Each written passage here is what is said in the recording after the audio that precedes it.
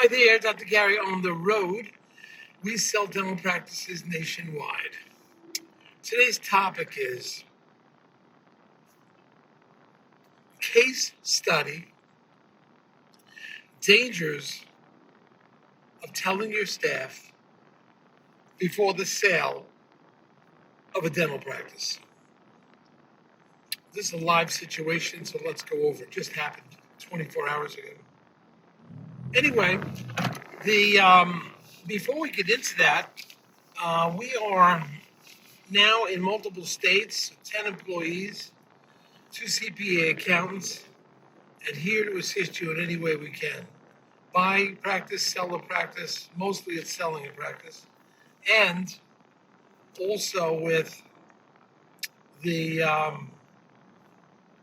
evaluation, appraisals of practice, etc. So just give us a call. We'll be more than happy to help you.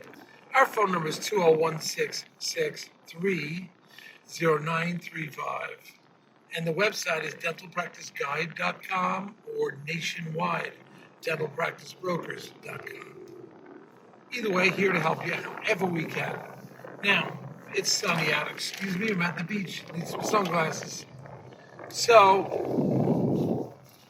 all the information you're about to hear is for entertainment purposes only. It is not legal or business advice.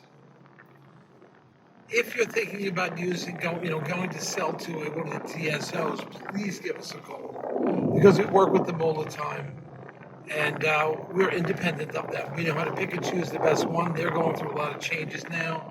Valuations are changing. Interest rates are going up. A lot is changing.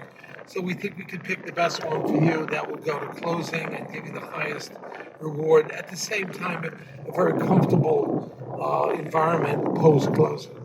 And that's real important. So now, they will often pay our commission. And based on certain criteria, usually the seller does not have to pay us a commission on a DSO sale. And if you work with us, we can often, based on criteria, get your legal fees reimbursed upon successful closing.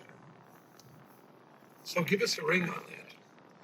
We've been doing this now for 13 years, hundreds of transactions. We've learned a lot. We don't know it all, but we've learned a lot. So we can share this information with you.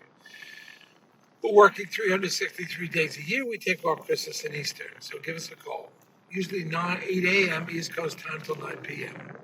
Anyway, let's talk about case study dangers of letting your staff know about a pending sale of your dental office. In summary, we don't advise it. I know some staff members may be upset, but you can always say, look, in many deals, like 30% of these deals I'm finding after letter of intent fall apart. So you can tell your staff, hey, I didn't know it was actually going to go through until last minute. There was a lot of ups and downs. I don't want to give you false information. I think you could say something like that and be safe. Now, the situation we had recently is we had a letter of intent, buyers approved for the sale. We're pretty much, now we don't have every single piece approved, bank approved the money, but not every document was signed. Several documents were signed, but I don't think the dental contract was signed. Either way, we didn't want to let the seller controls us. Now, certain sellers will tell the staff, that's okay. I don't suggest doing that, but the staff may know they're retiring. Historically, to the staff's credit, I mean, they need them. There's a great need of them, and rarely will a doctor fire a staff or change their benefits and hours because it's so hard to find staff and good quality staff. So their jobs are, I would say the word, generally secured. Now, why I don't recommend ever going in to meet the staff before the closing. DSOs are different because they have to get the staff to sign up contracts, etc. But I don't ever recommend it on private sales because the staff could get the wrong idea about the buyer, could misinterpret what type of person they are. The buyer may look at them in a certain way and they felt that offensive. It could be anything, but you've got to be careful. And I don't think it's a good idea to have the staff exposed to the buyer I think from a courteous point of view, yeah, I think it would be nice, but generally I don't like to do it. So we had one recently, staff member met the doctor and for whatever reason, wasn't comfortable with the doctor. Was not comfortable. I think it was a jump to judgment, which was wrong. But they were not comfortable. And they started spreading their feelings to the other staff members. And you can't have a toxic environment like that. Now, the deal had not closed. Supposed to close on like Friday, I think.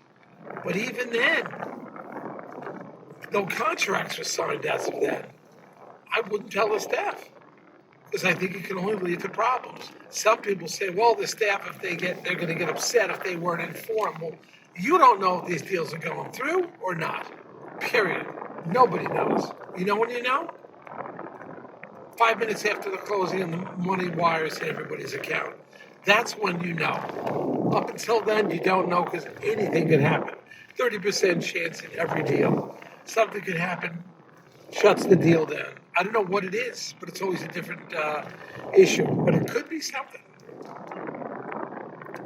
So in this circumstance, the buyer, for some reason, how he got this, I don't know, the buyer got the staff's phone numbers and started calling the staff members. This is 2 days before closing.